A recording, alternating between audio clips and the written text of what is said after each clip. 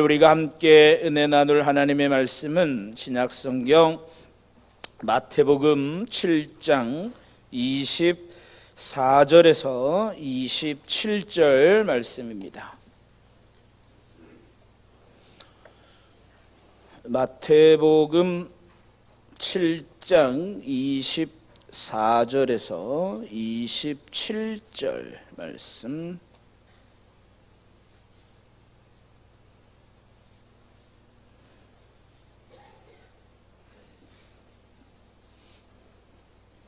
신약성경 10페이지 마태복음 7장 24절에서 27절 말씀입니다. 찾으셨어요? 다 찾으셨으면 함께 한 목소리로 봉독합니다.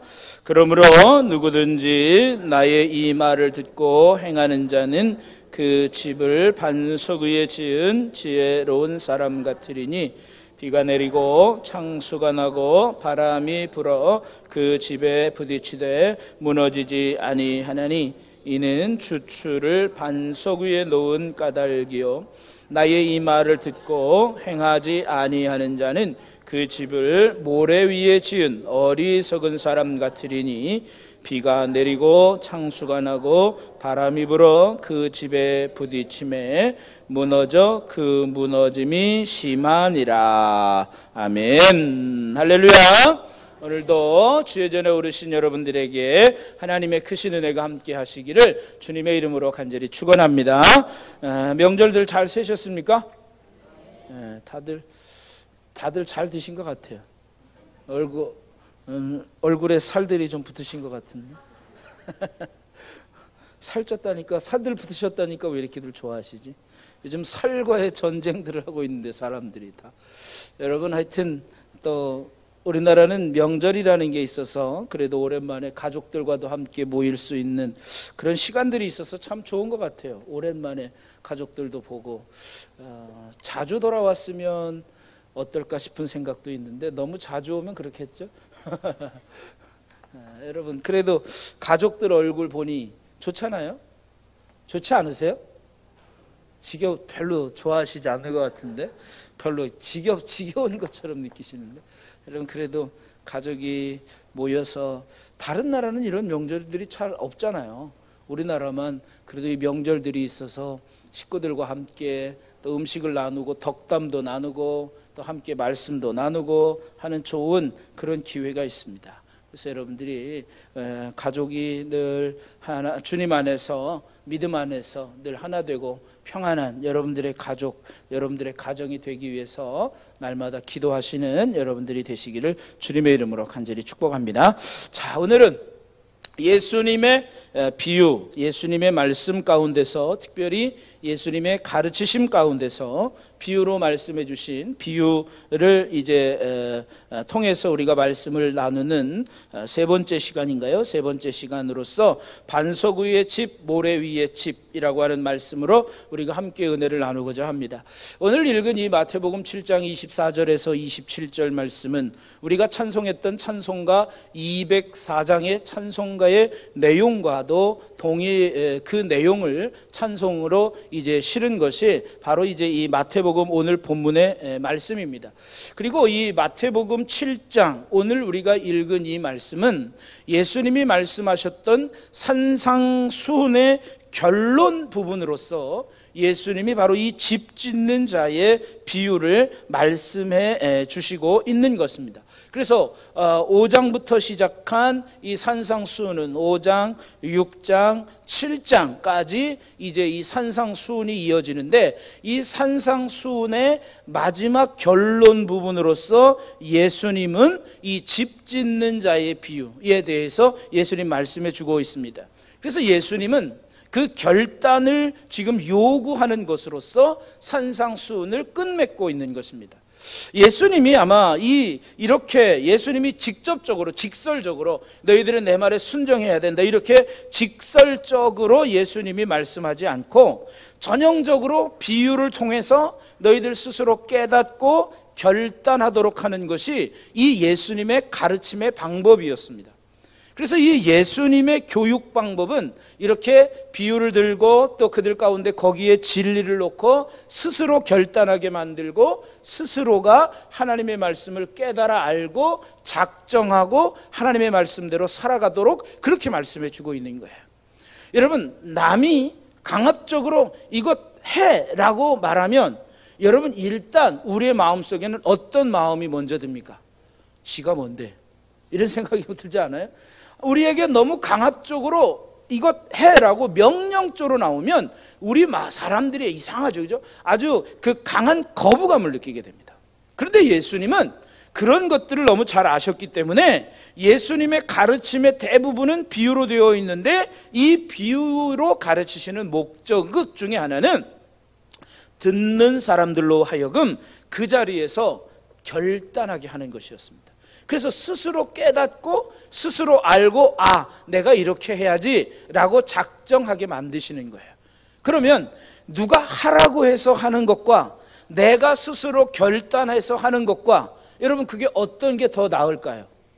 남이 하라고 해서 하는 것보다 내가 스스로 결단해서 스스로 행하는 것이 더 나에게는 보람이고 나에게는 더 유익이다라고 하는 거예요. 그러니까 예수님은 이 신앙생활도 마찬가지예요. 우리 스스로가 결단하고 우리 스스로가 행해가야 되는 거예요. 여러분 구원도 마찬가지잖아요. 구원의 문은 누구에게나 열려 있습니다. 그죠? 예수님의 십자가의 죽으심은 2000년 전에 예수님께서 십자가에 달려 죽으심은 모든 사람을 구원하시기 위한 예수님의 방법이었고 예수님의 사랑의 표현이었어요. 우리를 구원하시는 방법, 모든 사람, 온 인류를 구원하시는 그 예수님의 구원의 방법이 십자가의 죽으심이었습니다. 자, 그렇다면 하나님은 이왕이면 예수님까지 죽이셨으면 모든 사람이 좀 다 구원받게 그냥 누구든 다 구원해 주시지 왜 아직까지도 구원받지 못하고 살아가는 사람들이 있을까라고 하는 생각을 할 수가 있습니다. 그런데 여러분 그것은 본인들 스스로 인간의 자유의지에 의해서 아담과 하와도 만들었을 때에 그들에게 생각이 없이 만들었다면 여러분 그들은 마치 로봇 같은 그런 사람들밖에 되지 않았잖아요. 그런데 하나님은 그들 스스로 결단하도록 만들었습니다. 우리가 생각할 때 흔히 그래요. 하나님은 참 얄밉지. 아니 차라리 동산 중앙에 있는 나무를 만들지나 말지. 왜 동산 중앙에 선악을 알게 하는 나무를 만드시고 왜 하필이면 너희들 다 먹어도 되는데 그것만큼은 먹지 마라 이렇게 만들어 놓으니까 호기심이 발동해서 그걸 그렇게 쳐다볼 때마다 먹고 싶고 얼마나 그게 유혹이 많았겠어요. 그런데 갑자기 뱀이 나타나서 야 저거 먹으면 네 눈이 밝아져서 하나님과 같이 되어지고 이러니까 혹하잖아요. 그러니까 거기에 넘어가서 결국 먹게 되잖아요. 그러니까 여러분 이건 누구의 결정이고 누구의 결단입니까? 아담과 하와 스스로의 결단이었습니다. 그래서 자신들이 책임져야 될 문제였다라고 하는 거죠. 지금도 마찬가지예요. 구원의 문은 누구에게나 열려 있지만 그들이 아직도 복음을 받아들이기로 결단을 하지 못해서 구원받지 못하는 것과 마찬가지입니다. 자, 우리 스스로도 신앙적인 것도 마찬가지. 우리 스스로는 그 하나님의 은혜로 인하여 내가 하나님의 은혜의 복음을 받아들이고 내가 예수를 믿기로 결단하고 나왔을 때 구원을 받는 거예요. 그때 우리는 하나님 앞에서 우리가 이걸 신학적인 용어로 이렇게 표현하기도 합니다. 신인, 웨슬리 신학의 에서 표현하면 신인 협동설이라 이렇게 표현하기도 합니다. 물론 아주 장로교의 극보수층 신학에서는 신인 협동이란 말을 사실은 싫어합니다. 왜냐하면 구원은 하나님께서 전적으로 이루시는 일인데 왜 사람과 하나님과 사람이 같이 협동해서 구원을 이루느냐 이렇게 표현하면서 싫어하기도 합니다. 그런데 여러분 복음이라는 게 사람인 우리들이 받아들이지 않으면 구원받을 수 없는 거잖아요. 그러니까 우리도 받아들이는 그런 것도 물론 하나님의 은혜이기는 하지만 하나님의 은혜로 내가 복음을 받아들이기는 하지만 결국 사람인 내가 받아들일 때 그 복음을 내가 받아들이고 내가 믿기로 입으로 마음으로 시인하고 입으로 고백하는 결단이 있을 때 우리가 구원을 얻는 것처럼 이처럼 하나님이 행하신 것과 사람의 스스로의 복음을 받아들이는 그런 결단이 진정한 구원을 만들어낸다라고 하는 거예요. 그러니까 여러분 사람이 스스로 결단하고 행하는 것 이것이 중요하다라고 하는 거예요. 그러니까 예수님도 이 가르침을 비유로 하신 이유 중에 하나는 스스로가 결단하게 만들고 스스로가 그 결단한 대로 일을 행하도록 만들고 있는 것입니다. 그래서 예수님은 이 산상수훈, 그동안 뭐 팔복에 관한 말씀 이제 쭉 해왔잖아요. 그러면서 뭐 기도 6장에서는 기도에 관한 교훈도 말씀해 주시고 뭐 이런 그런 많은 말씀들을 가르쳐 주고 있는데, 이 드디어 산상수훈의 마지막 부분에서 단순하게 내가 너희들을 이렇게 말했으니 너희들은 이것을 행하라 이렇게 직설적으로 말씀하지 않고 개개인에게 스스로 어떻게 할 것인가를 결단하도록 하기 위해서 비유로 말씀해 주셨던 것입니다. 그래서 예수님은 청중들에게 스스로 그 결단에서 순종하기를 원하셨던 거예요. 그래서 예수님은 진정한 제자다운 제자가 되려면 신앙의 기초가 중요하다라고 하는 것을 말씀해 주고 있는 것입니다. 그래서 예수님은 이 신앙생활을 주택을 건축하는 것, 주택을 건축하는, 집을 짓는 것에 비유하면서 설명하고 있는 것입니다. 한때 그 랍비들 가운데 토라를 공부하는 것이 더 중요한지 아니면 행하는 것이 더 중요한지, 그러한 문제를 가지고 랍비들이 토론을 했답니다. 자, 여러분, 토라, 율법을 공부하는 게 중요합니까? 율법을 행하는 것이 중요합니까? 여러분들은 어느 편이세요? 틀릴까봐 두려우셔서 다들 나만 빤히 쳐다보고. 여러분, 배우는 것이 중요할까요? 행하는 것이 중요할까요? 행하는 것. 많은 사람들이 그렇게 생각합니다. 랍비들이 모여서 배우는 것이 중요하냐, 공부하는 것이 중요하냐, 행하는 것이 중요하냐, 이렇게 이런 토론을 하고 있는 가운데에 타르혼이라고 하는 랍비가 이런 얘기를 했답니다. 실행이 더 중요합니다 라고 얘기했어요. 그랬더니 아키바라고 하는 랍비는 이렇게 얘기했답니다. 공부는 행함으로 이끌기 때문에 공부가 더 중요합니다. 이 말이 틀린 말입니까? 맞는 말입니까? 틀린 말은 아니에요. 맞는 말이에요. 그죠? 공부가 행함으로 이끌기 때문에 배우는 것이 더 중요합니다. 이렇게 했어요. 이 말을 듣자 거기에 모였던 모든 랍비들은 이 아키바의 의견에 모두가 다 동의했습니다. 그런데 중요한 것은 행함이 중요하지 않다는 게 아닙니다. 거기에 있는 모든 랍비들은 토라를 공부하는 것과 행하는 것 모두가 다 중요한 것임을 인식하는 가운데에 배우는 것이 더 중요하다. 왜 그랬을까요? 알아야 행할 수 있기 때문에 그런 겁니다. 모르는데 행할 수 없잖아요. 예수님도 마찬가지예요. 예수님도 둘 다 중요하다고 강조하셨습니다. 그게 뭐냐면 들어야, 즉 배워야 순종할 수 있기 때문에 듣는 것, 배우는 것도 중요하고 그러니까 배우는 궁극적인 목적이 행함이기 때문에 행함도 중요하다라고 하는 거예요. 사람은 배워서 그 배움을 행함으로 옮겨가야만 한다라고 하는 것입니다. 그래서 여러분, 이 비유에서도 예수님은 듣고 행하는 사람이 그 반석 위에 집을 짓는 지혜로운 사람과 같다 이렇게 말씀하고 있는 것입니다. 여기도 보면 듣고 행하는 사람이라 이렇게 표현하고 있습니다. 듣고 행하는 자 이렇게 표현하잖아요. 여러분, 무엇이든지 우리가 배우고 알아야 그 안대로 행할 수 있는 거예요. 여러분, 알고도 행하지 않는 것과 모르고 행함이 없는 것, 여러분 이게 둘 중에 어떤 것이 더 나쁜 걸까요? 네? 모르면 몰라서 못하니까 그건 이해가 돼요. 그런데 알고도 행하지 않으면 그건 분명한 죄라고 하는 것입니다. 그런데 우리들은 모두가 다 여기에 해당되지 않습니까? 알고도 행하지 않는 그런 부분에 우리는 다 해당된다라고 하는 거예요. 그런데 예수님은 지금까지 산상수훈의 말씀들을 다 말씀해 주고 있어요. 자, 그동안 이제 들었어요. 배웠어요. 자, 이제 뭐만 남았습니까? 듣고 그들이 결단하고 행함으로 나아가는 것이 남았다라고 하는 거예요. 그래서 예수님은 이 산상수훈의 마지막에 바로 이 집 짓는 자의 비유를 통해서 제자들이 듣고 그 결단하고 다시 그 들은 바대로 행함으로 이어져 가도록 예수님은 제자들에게 지금 그 결단을 촉구하고 있는 거예요. 자, 예수님은 지금 이 사역 초기입니다. 그렇죠? 예수님이 사역 초기잖아요. 산성수훈의 말씀을 하시고, 뭐 마태복음도 초반이니까 사역 초기 아니겠습니까? 자, 그러면 이제 막 예수님을 뭐 따르는 사람들, 예수님을 따라서 지금 말씀을 듣고 뭔가 이 사람을 따라야 될지 말아야 될지 스스로가 지금 아마 혼란이 오던 그런 시대였을 거예요. 그래서 오늘 본문 말씀의 그 뒤절 28절 말씀부터 보면 무리들이 가르치시며 놀랐다 이렇게 말씀하고 있습니다. 아니 도대체 저 사람은 도대체 어떤 사람이길래 이렇게 놀라운 그런 진리를 우리에게 이렇게 말씀해 주고 있을까? 그의 가르치심에 놀랄 정도였습니다.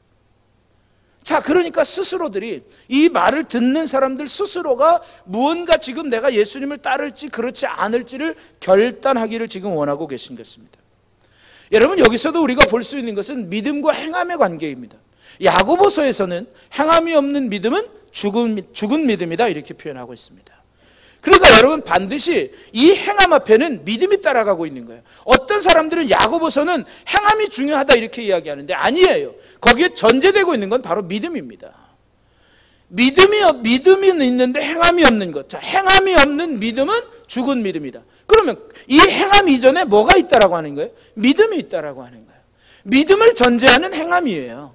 믿음 안에서 행하는 행함을 말하고 있는 거예요. 우리 그리스도인들은 믿음을 가지고 반드시 행해야 된다라고 하는 거예요. 이 행함이라고 하는 건 결국 뭘까요? 행함이라고 하는 건 결국은 믿는 자들의 열매라고 볼 수가 있는 거예요. 믿음의 열매가 바로 우리의 행함으로 나타난다라고 볼 수 있는 거예요. 그러니까 결국 믿음과 행함은 별개가 아니라 하나라고 하는 거예요. 사람은요, 믿는 대로 움직이게 되어 있습니다. 믿는 대로 행하게 되어 있습니다. 그리고 내가 아는 대로 행하게 되어 있습니다. 여러분, 모르는 것 따라가는 사람들 없잖아요. 모르는데 그렇게 하는 사람 없잖아요. 아니까 행하는 거고 내가 아는 대로 행하는 거지. 몰라서 모르는 데 따라가는 사람은 아무도 없습니다. 그러니까 여러분, 믿음, 행함이 이전에 믿음이 있고 행함이 이전에 반드시 알미라고 하는 게 있어야 돼요. 그러니까 믿음과 행함은 곧 하나라고 하는 거예요. 여러분, 아브라함이 왜 믿음의 조상이 되었다고 생각하세요? 아브라함이 왜 믿음의 조상이 되었을까요? 네? 행함. 결국 그 행함은 뭐였습니까? 순종이라고 하는 거였습니다. 자, 아브라함이 창세기 12장에 하나님의 부름을 받습니다. 너는 고향과 본토, 친척, 아버지의 집을 떠나 내가 내게 지시할 땅으로 가라. 히브리서에서는 그가 갈 바를 알지 못하였으나 하나님의 명령을 따라 순종했다, 나아갔다라고 표현하고 있습니다. 여러분, 아브라함이 믿음의 조상이 되었던 이유는 바로 순종에 있었다라고 하는 것입니다. 순종의 모습이었습니다. 갈 바를 알지 못하고 순종하는 믿음. 또 아브라함은 아들 이삭을, 100세에 낳은 아들 이삭을 하나님께서 바치라고 했을 때에 정말 그 아들 이삭을, 이건 바치는 신용이 아니라 진짜로 모리아산에서 제단을 쌓아놓고 그 아들을 하나님께 드리려고 했던 그 믿음, 하나님의 말씀에 순종하는 그 믿음, 그것이 결국은 아브라함을 믿음의 조상으로 아브라함이 믿음의 조상이 되었던 중요한 계기라고 하는 것입니다. 여러분, 그러니까 믿음은 순종을 가져오게 되어 있는 거예요. 믿음은 곧 행함이 뒤따라야 된다라고 하는 거예요. 믿는다고 말하면서 믿음의 행위가 없으면 그것은 참 믿음이라고 볼 수 없는 거예요. 예수님은 제자로서 너희들이 정말 나를 따르려거든 나의 말을 듣고 그 말씀을 듣고 행하는 자, 그런 자라야 진짜 나의 제자가 될 수 있다. 이 제자들을 이야기하고 있는 거예요. 또 예수님은 뭐라고 말씀하셨습니까? 너희가 입술로만 주여 주여 하는 자가 아버지의 나라에 가는 것이 아니라 어떻게 하는 자가 천국에 들어간다고 그랬어요. 예? 아버지의 뜻대로 행하는 자라야 아버지의 나라에 들어갈 수 있다 이렇게 말하잖아요. 입술로만 주님을 찾는 그저 입술만의 믿음이 아니라 하나님 아버지의 뜻대로 행하는 믿음이 있을 때 그것이 하나님의 나라에 들어갈 수 있는 그러한 구원받는 천국에 들어갈 수 있는 그런 진정한 믿음의 사람이다 이렇게 말하고 있는 거예요. 그러니까 예수님은 우리에게 무엇을 요구하는 거냐면 결국은 들은 대로 믿고 믿은 대로 행하고 순종하는 것, 주님이 이걸 우리에게 원하고 있는 거예요. 여러분, 과연 우리는 들은 바대로 배운 바대로 과연 우리는 행하고 있느냐라고 하는 것입니다. 그렇다면 예수님은 왜 오늘 이 신앙을 하필이면 집을 짓는 것에 비유하고 있을까? 왜 그랬을까? 한 가지 우리가 추측할 수 있는 건 예수님의 직업은 뭐였어요? 예수님의 직업이라고 그러면 좀 그런데 예수님은 어디서 태어나셨어요? 목수의 집에서 태어났습니다. 그러니까 자라면서 어렸을 때 자라면서 아버지가 뭐 나무를 자르고 못을 받고 뭐 이런 거 그런 걸 했기 때문에 아마 예수님도 그런 걸 많이 봐와서 집 짓는 자의 비유를 이야기하지 않았을까라고 생각할 수도 있습니다. 이 바로 어떻게 보면 그냥 뭐 우리가 그냥 일반적으로 유추할 수 있는 추측할 수 있는 내용이기도 합니다. 그런데 또 한 가지 유추할 수 있는 건 뭐냐면 사람들이 살아가는 데 있어서 제일 중요한 게 뭐라 그래요? 사람들이 살아가는 데 있어서 제일 중요한 거 세 가지 뭐라 그래요? 의, 식, 주, 옷과 먹는 것과 집입니다. 오늘날도 여러분 내 집 갖기 위해서 얼마나들 많은 사람들이 애를 씁니까? 그래서 뭐 온갖 애를 쓰잖아요. 그런데 요즘은 뭐 3포 세대 연애, 결혼, 출산을 포기해. 연애 못하니까 결혼을 못하지, 결혼 못하니까 출산을 포기하지. 3포 세대. 그 다음엔 5포 세대라 그러는데 5포 세대는 뭐예요? 이제 추석 예배면 잘 읽어보셨으면 다 나와. 5포 세대는 뭐예요? 인간관계를 포기하고 결국 내 집을 포기하는 게 5포 세대예요. 요즘은 다 인간관계 별로 중요하지 않다고 생각해요, 사람들. 그냥 컴퓨터에 앉아서 모든 거 사고 팔고 다 하면 돼요. 굳이 나와서 뭐 내가 그렇게 다리품 안 팔아도 돼요. 인간관계까지 포기합니다. 그런데다가 정말 뭐 뼈 빠지게 고생해도 내 집 하나 갖기 어려워요. 내 집까지 포기합니다. 여러분 사람에게 있어서 이 집 문제라는 게 그렇게 중요합니다. 그래서 내 집 한번 가져보려고 젊은 사람들은 애를 쓰잖아요. 그러니까 사람에게 있어서 가장 또 이 중요한 필수적인 것이 바로 집이기 때문에 결국은 신앙도 인간에게 아주 중요한 필수적인 요소이기 때문에 예수님은 아마 이 집 짓는 것을 비유로 해서 신앙의 기초를 설명하고 있지 않을까라고 생각해 볼 수가 있는 거죠. 자, 그러면 이 오늘 본문 말씀을 통해서 신앙이라고 하는 집을 어떻게 건축해야 하는가? 신앙이라고 하는 집을 어떻게 건축해야 되는가? 어디다 지어야 합니까? 오늘 본문에는 두 가지 장소가 나옵니다. 하나는 반석 위에 주추를 놓는 것과 하나는 모래 위에 집을 짓는 것입니다. 여러분 집을 지을 때 제일 중요한 것은 장소입니다. 제일 신중히 선택해야 할 것은 바로 집을 지을 터입니다. 우리는 뭐 흔히 우리나라 사람들은 이게 명당이니 뭐 그렇지 않으니 뭐 명당짜리 되게 좋아하잖아요. 여러분 명당보다도 중요한 것은 아무리 명당이라고 할지라도 그 기초가 튼튼하지 않으면 그 집은 무너지게 되어 있습니다. 여러분 오늘 본문 말씀에서 하나님의 말씀을 듣고 행하는 자는 그 집을 반석 위에 집을 짓는 사람과 같다 이렇게 표현하고 있습니다. 반석 위에 집을 짓는다는 건 사실 이게 참 힘들고 어려운 공정입니다. 여러분 집을 짓기 위해서 모든 공사를 하기 전에 기초공사 터파기를 하든지 그게 이제 뭐 그 토목공사를 한단 말이죠. 그러면 돌이 나오면 참 이게 터파기 토목공사하는 거 엄청나게 힘듭니다. 반면에 모래 위에 집을 짓는다라고 생각했을 때 이 모래 위는 뭐 그냥 삽으로 퍼도 그냥 뭐 대충 퍼도 이 기초를 닦는 데는 아주 수월합니다. 그러나 여러분 그 집은 모래라고 하는 것은 지반이 약하기 때문에 오늘 본문에서 말씀하고 있는 바람이 불고 창수가 나고 비가 내리면 그 집은 금방 떠내려갈 수밖에 없다. 그러니까 이 신앙의 기초가 든든하지 않으면 결국은 이제 그 다 이 세상의 이 유혹이나 시험이 오면 이 안정성이 없기 때문에 다 떠나가 버리고 다 무너져 버리고 만다라고 하는 것입니다. 그러나 여러분 반석 위에 지은 집을 짓는 사람은 집을 지을 때는 비록 힘들고 비록 비용도 많이 들고 더디고 힘들지만 앞으로 홍수를 염두에 두고 대비하여 견고한 터 위에 집을 지었기 때문에 그는 이게 아무리 어려움이 와도 아무런 무너짐도 없고 그 집이 든든히 서 있을 수 있다라고 하는 것입니다.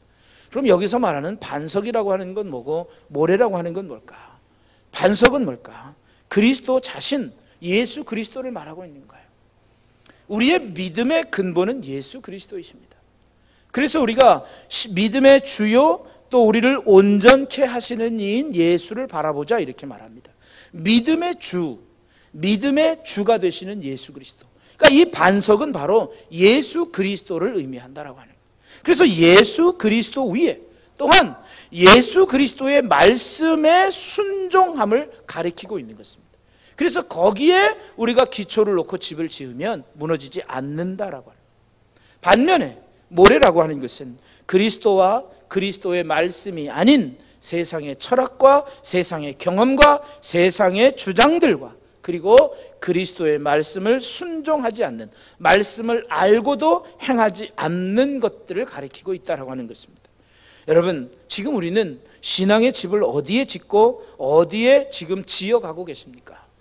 여러분, 우리의 신앙의 집도 예수 그리스도의 위에 지어야 하고 그리스도의 말씀에 순종함으로 우리의 집을 지어가야 된다라고 하는 거예요. 근데 우리는 늘 예수를 믿는다고 하면서 여러분 믿음 따로 행함 따로 우리는 지금 이렇게 살아가고 있지 않은지 우리 자신을 여러분 돌아보아야 합니다. 여러분, 신앙의 기초를 얼마나 중시하고 우리가 정말 지금 견고하게 그 집을 지어가고 있는지.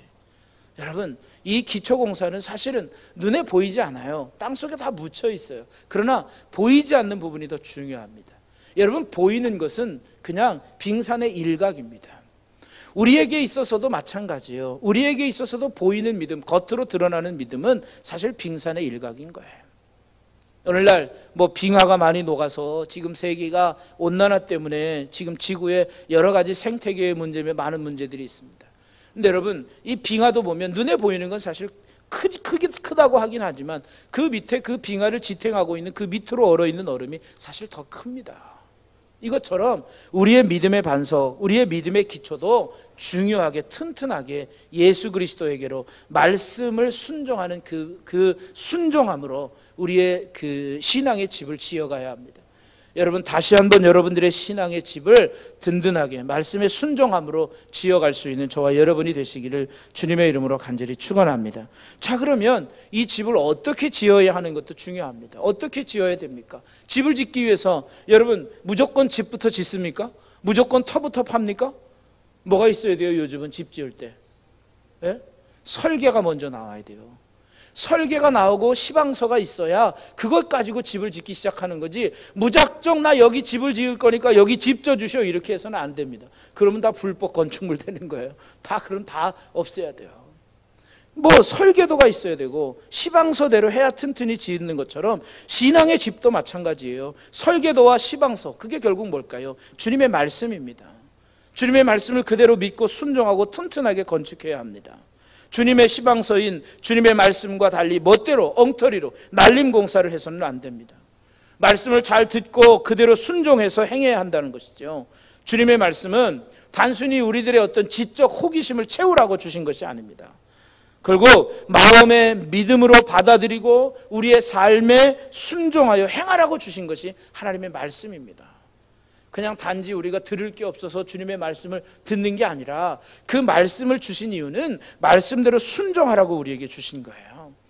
여러분, 신앙의 성패는 어디에 달려 있을까요? 신앙의 성패는 내가 얼마나 말씀을 많이 아느냐에 있기보다는 내가 얼마나 주님의 말씀을 믿음으로 반응하고 순종하느냐에 달려 있는 거예요.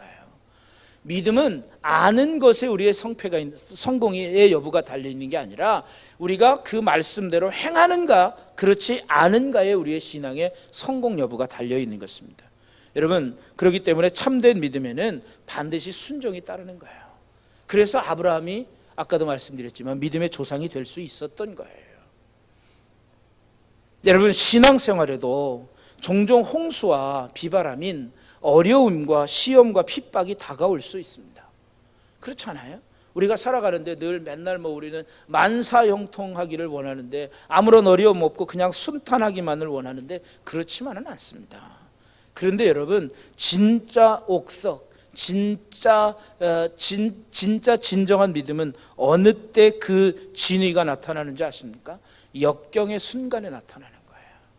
진짜 믿음을 가진 사람은 역경과 시험의 때에도 전혀 흔들리지 않습니다. 견고한 가운데 오직 주님만을 바라보고 나아갑니다. 그런데 그렇지 않은 사람은, 믿음의 기초가 든든히 서 있지 않은 사람은 어려움과 핍박과 환난이 오면 흔들리고 허물어집니다. 그래서 에이 뭐 예수 믿어도 별거 없네, 그리고 다 떠나가 버리게 되는 것입니다. 그러나 주님과 말씀에 순종하는 기초와 참된 신앙을 가진 사람이라면 어떤 어려움에도 흔들리지 않고 역경 속에서도 믿음을 나타내고 더 빛을 발하고 끝까지 충성하는 사람들이 진짜 그리스도인이라고 하는 거예요. 어떤 사람들은 정말 뭐 그냥 조금 힘들면 에이 난 못해 안 해, 그냥 이렇게 돼버리는 사람들이 있습니다. 여러분 진짜 정말 하나님 앞에서 우리가 칭찬받기 위해서는 끝까지 충성하는 사람들, 끝까지 믿음으로 순종하는 사람들, 그걸 주님은 원하시는 거예요. 사랑하는 성도 여러분, 믿음과 행함, 아는 것과 행하는 것, 이것이 여러분들 진짜 하나가 되어서 믿음의 좋은 열매를 맺어서 하나님 앞에 섰을 때 정말 칭찬받는 성도가 다 되시기를 주님의 이름으로 간절히 축원합니다. 아는 것도 중요합니다. 그러나 아는 것에 기초하여 행함으로 이어지는 것, 그것이 진정한 신앙입니다. 우리는 말씀이 중요한 줄 알아요. 말씀을 읽어야 되는 거 중요한 줄 알아요. 그거 모르는 사람, 신앙생활이라면 신앙인이라면 그거 모르는 사람 누가 있어요. 그러나 말씀을 가까이 하지 못합니다. 말씀과 기도가 신앙생활의 두 기둥이라는 거 너무나도 잘 알아요. 기도가 중요하다는 거 알아요.